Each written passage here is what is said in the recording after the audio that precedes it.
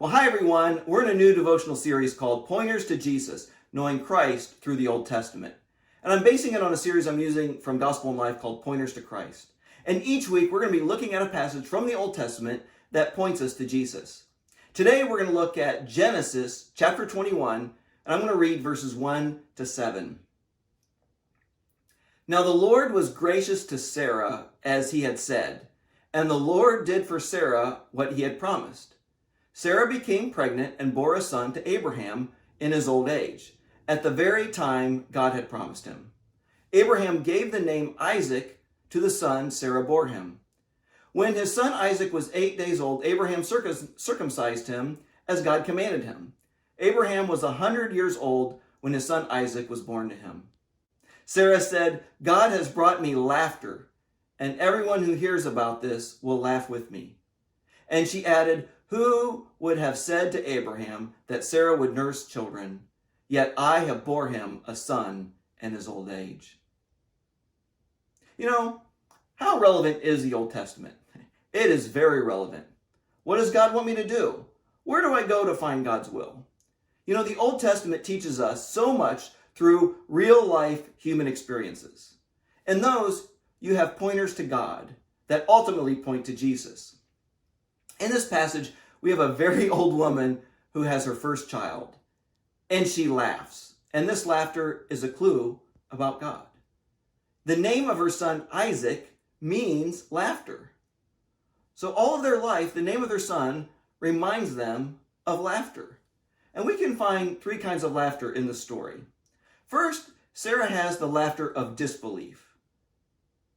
She could not believe that she would have a child in her old age. She was 90 years old when she gave birth, if you can imagine that. She didn't want to be vulnerable to the hope for such a miracle. She was guarding her heart to believe such a spectacular promise. There are barriers to our hearts to believe something that seems too good to be true. We are afraid of setting ourselves up for disappointment. The laugh is self-protective. The second is the laughter of taunting.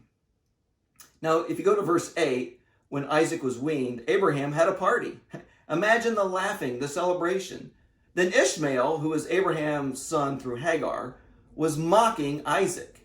Sarah's laughter now turns to rage, and she demands they be thrown out. When God tested Abraham, he said, "Take your son, your only son, whom you love, and go to the mountain and sacrifice him." Why would God say only son?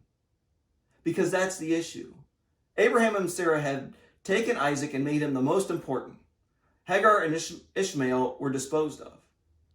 This really is not laughter. The first laughter is filled with fear.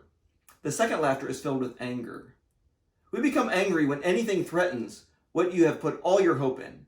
Anything we put in the place of God in terms of importance and meaning in our life. When we become Christians, we can know that we are saved by grace, but still live like we're saved by what we do. We can still take matters into our own hands and hold on to what we have put our hope in. Finally, third is the laughter of joy. Who had have thought they would have a child at age 90 for Sarah and age 100 for Abraham? The gospel is the ultimate story of joy. There is a God who will do what he said, that nothing is too hard, nothing is impossible. And we see in Sarah and Abraham's life the son of the promise.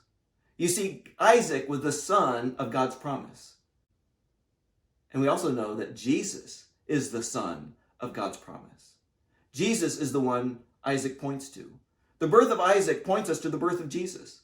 Jesus' birth was an even greater miracle. Not just an old mother and father, but a virgin birth. The ultimate son is promised and comes into our life. God gave the gift of a son to Abraham and Sarah, and God gave us the gift of his son. Abraham went up that mountain to sacrifice Isaac, but God provided a substitute. But Jesus was sacrificed, and there was no substitute for Jesus, because Jesus is our substitute. Jesus died in our place. Jesus is the son of the promise. God has promised you his son, God's gift of grace to you, so we can have the laughter of joy for what God has done for us.